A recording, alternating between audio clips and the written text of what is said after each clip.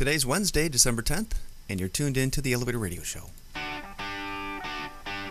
You're tuned in to the Elevator Radio Show, a weekly program dedicated to covering news and information on elevators, escalators, and moving walkways. Produced in the wee hours of the morning, a new show is uploaded every Wednesday, sometimes even before you get out of bed.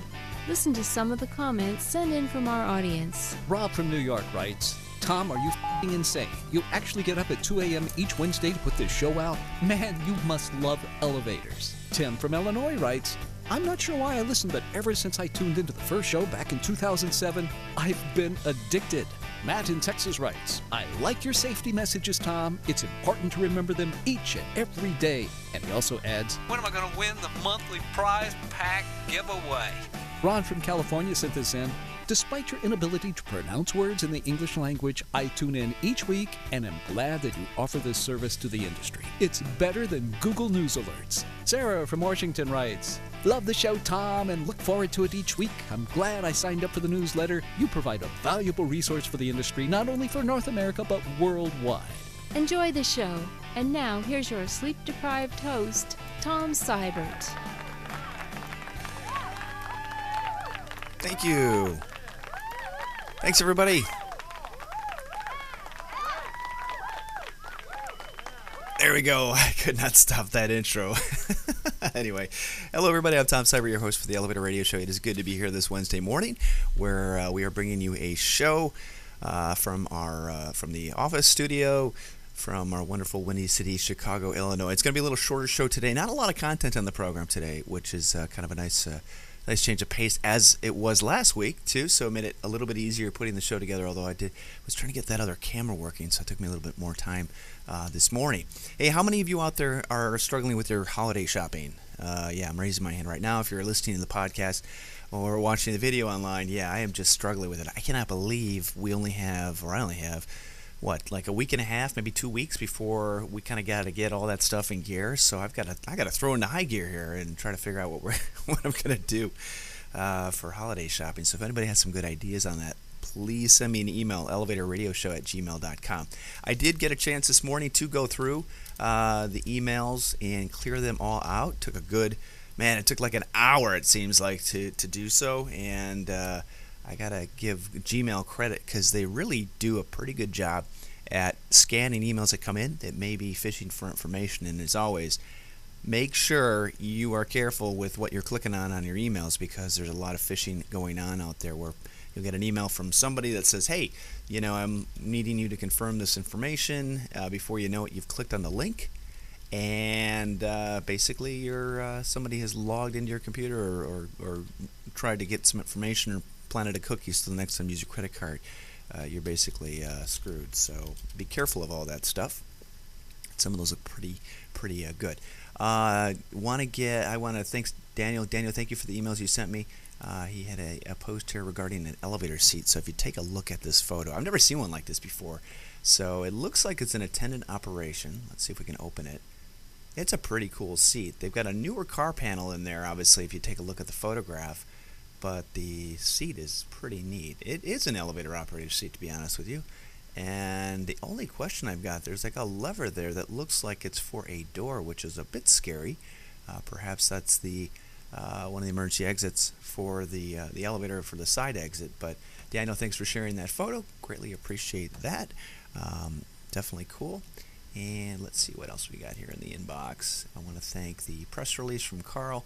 Hey, for all of you out there who are looking for old wiring diagrams, you want to contact Jim Collett. I think we might have a link to his website in the show link over elevatorradioshow.com. Go over to, maybe I don't have him here. Industry links, let's see. I thought I had Jim in here. But he has probably one of the largest collections of wiring diagrams for elevators, and I will see if I can find that. If not, I'll post it. But go to the search box, look up elevator wiring diagrams, and see if we can find that. Wiring. I'm going to do it right now with you. How about that? And we'll see if we can't find Jim. Search results, elevator wiring. Let's see how good this is. No, that's not it. That's not it. That's not it. Nope, that's not it. wireless. Nope, no, we're not. Nope. Well, apparently it's not as easy as I thought it was going to be. Let me look up Mr. What Jim.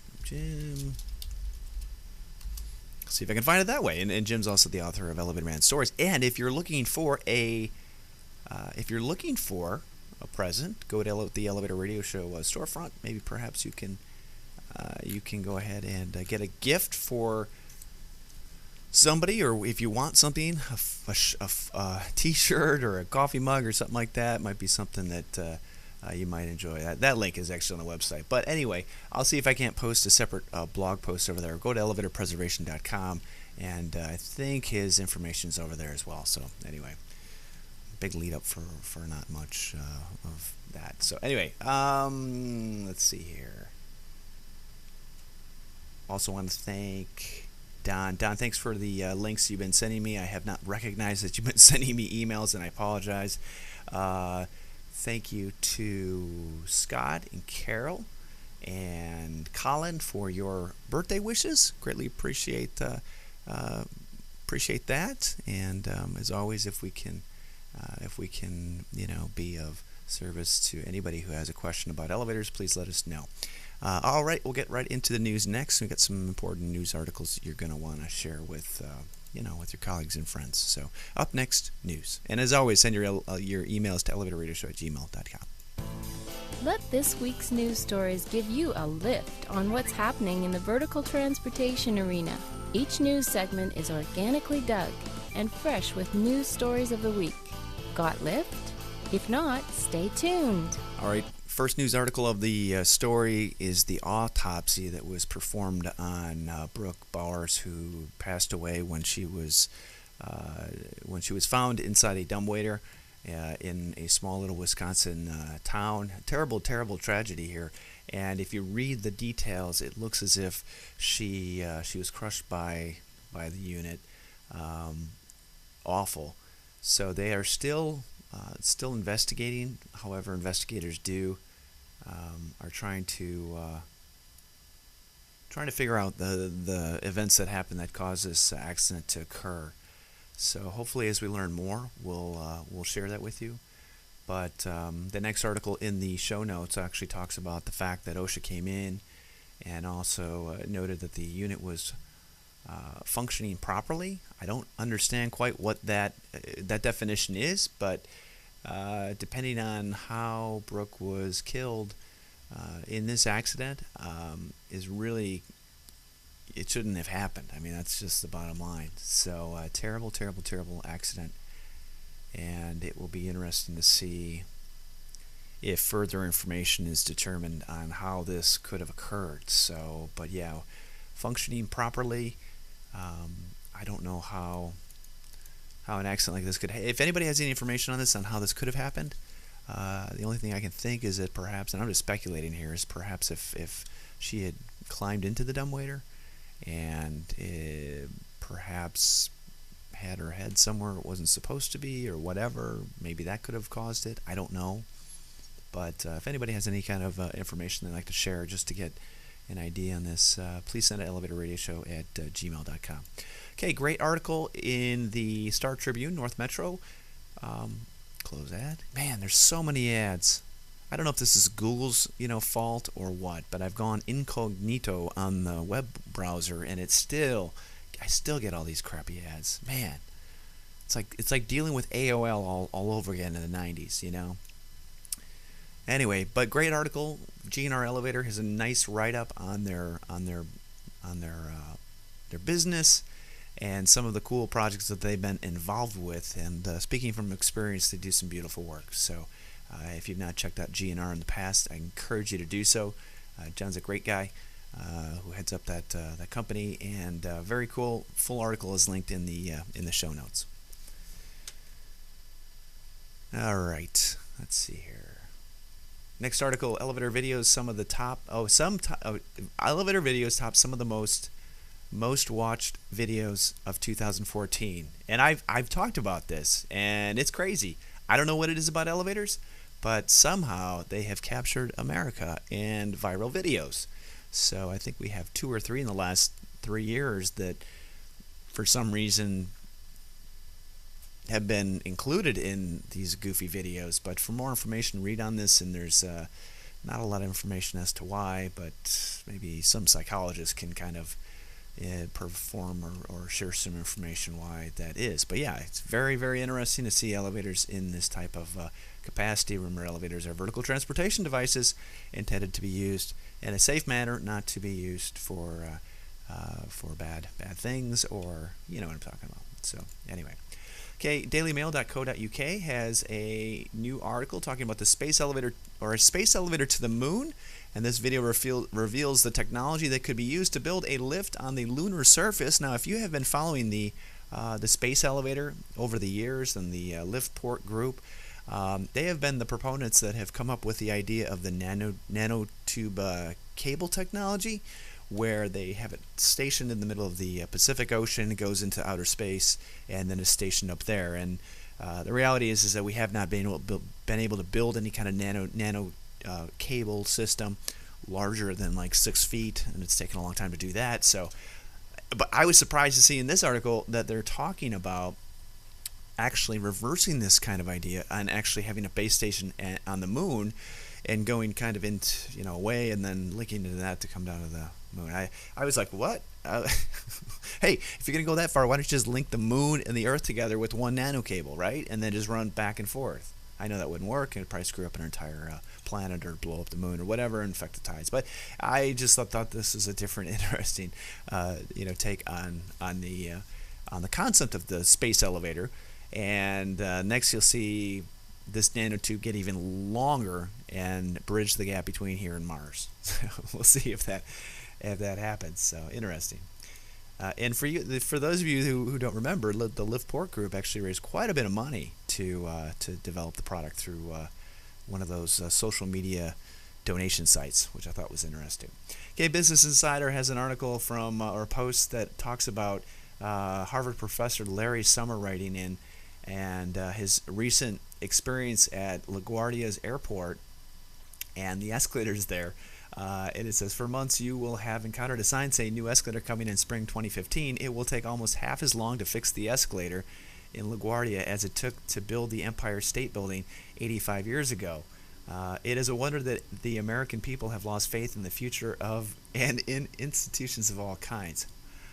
Okay, how do you make a statement like this without any kind of backup? I have not lost faith in institutions of all kinds. What? Where? Nice bold statement there. But yeah, unfortunately, escalators can take a long time, and there can be other issues relating to why escalators or equipment is not installed. So yeah, Mr. Larry Summers, come on.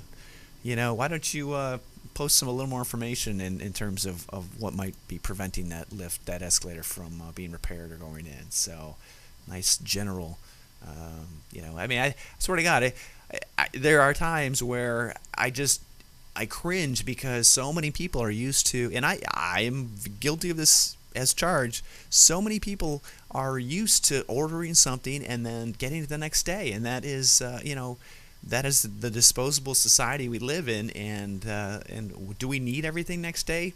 Probably not, but do we want it next day? Yes, we do. So, the reality is that sometimes things take time, and that's just the reality. And our industry has that as well.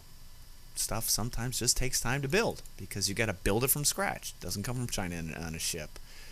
Or sometimes it does. But anyway, yeah, I thought that was a little. I wanted to stick up for those of us who have not lost faith in American institutions, because I think that's a very poor generalization, Mr. Summers, and one that you should kind of rethink whenever you start talking about stuff like this.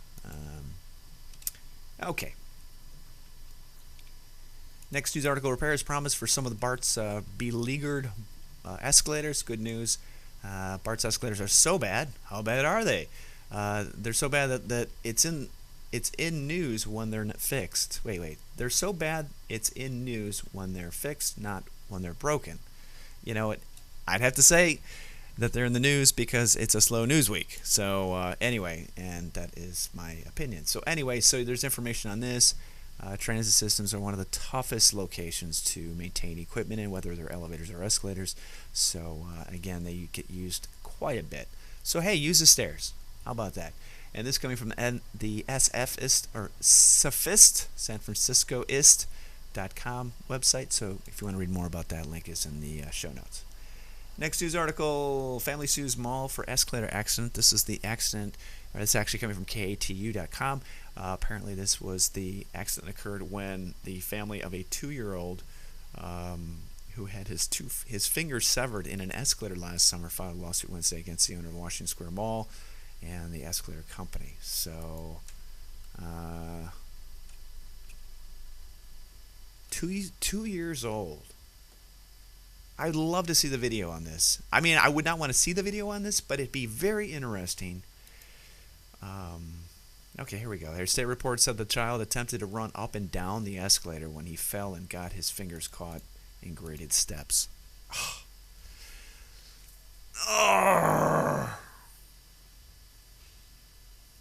Yeah, I'm a parent, and this is awful. And they're suing for $1 million.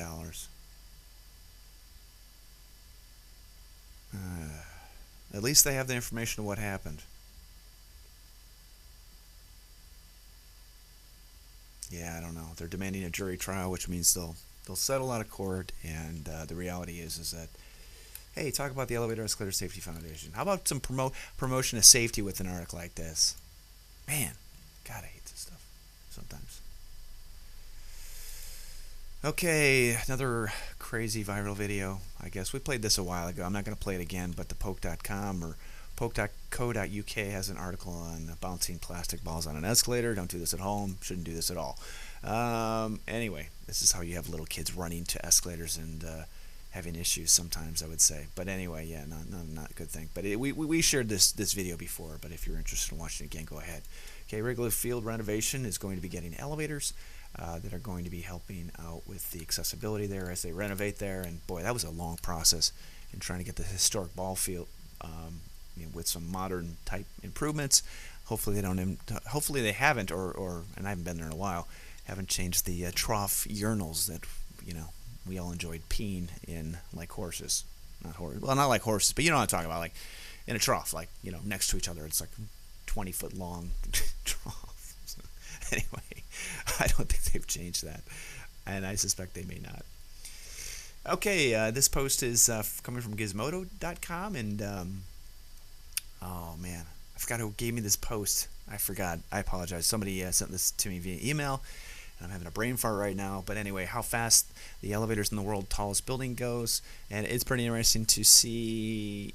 When you ask somebody how fast does an elevator go, they typically provide you with the speed. But ultimately, you can't go too fast, or you're going to hurt yourself. And but it's definitely important to go as quickly as you possibly can. So. Okay, next news article. Oh man, I clicked too many times.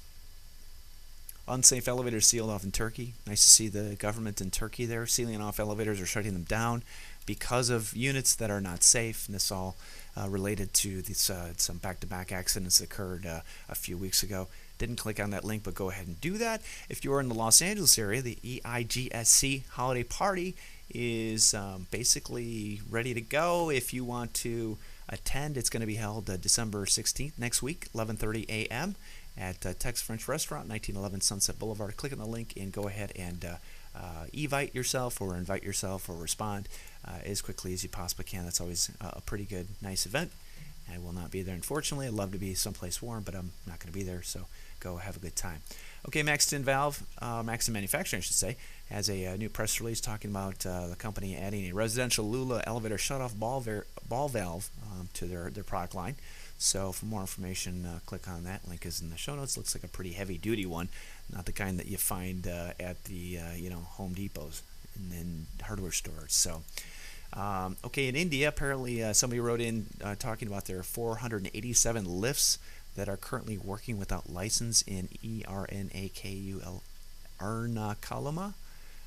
But anyway, they do have a Safety Act or RTI Act.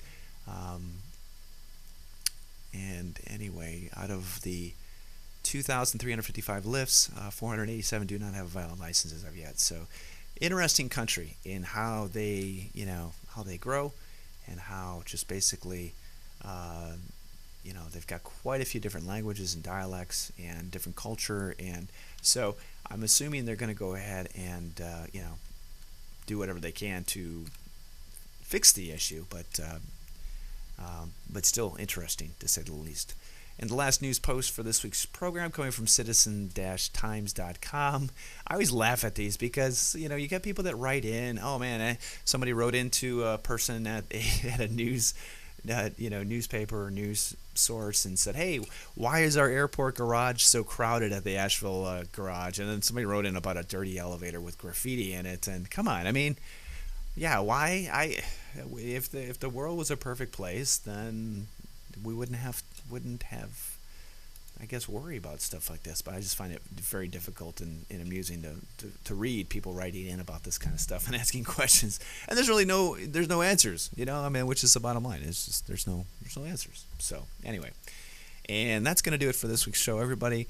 I hope you all are closer to your holiday shopping than I am, and I hope everybody has a great, safe week out there. If you found a story in our show today that you thought was interesting, please share it with your colleague, friend, enemy, lover, or significant other, whatever, and let them know that, hey, listen to this found this on the Elevator Radio Show podcast. All right, everybody, have a great rest of the week, a safe week. Visit elevatorradioshow.com, support the Elevator Escalator Safety Foundation, and we'll talk to you next Wednesday. Take care, everybody.